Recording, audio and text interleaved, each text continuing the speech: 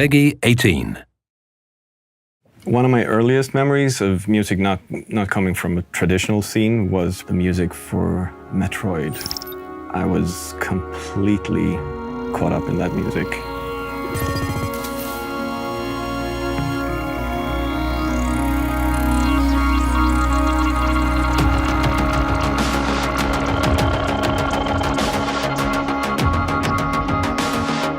The first game I worked on was called Excessive Speed.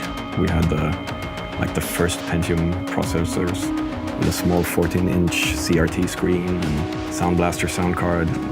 That was it, you know. Ground Control 2 was, well, we were still a small company, but we had a solid fan base. I felt we need to solidify the trust of the fans. I wanted to give them something more for the people who really liked the music from the first game. I'm still very proud of the music for World in Conflict. I was very lucky to start working close with the writer, and we had a close relationship discussing different characters, giving us a score that was much more married to what was going on in the game. It was half a year before the first E3. That's when I started writing the music, leading us into our first unveiling of the game. Without any preconceptions at all of the sounds, I started investigating the story and the characters and figuring out where do the sounds come from in the world, in the story. There are going to be characters in the game that play different instruments, and you're going to encounter these people in different ways, in different locations.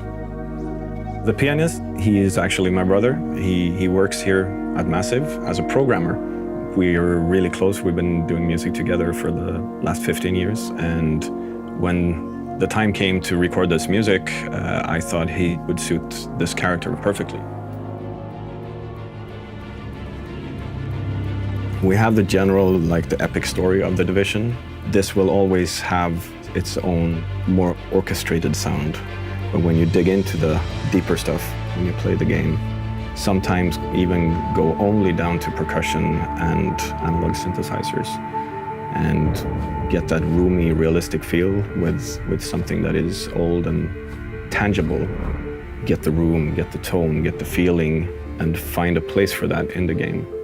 Limitations is the key to invention in anything, really. I find so every single day I create music, it's about limitations. And what happens to people when society breaks down? They go back to their roots. I looked at different kinds of guitars and a lot of instruments that were brought to the US when people still didn't have records and things like that. What is it that we fall back on when we don't have electricity and things like that?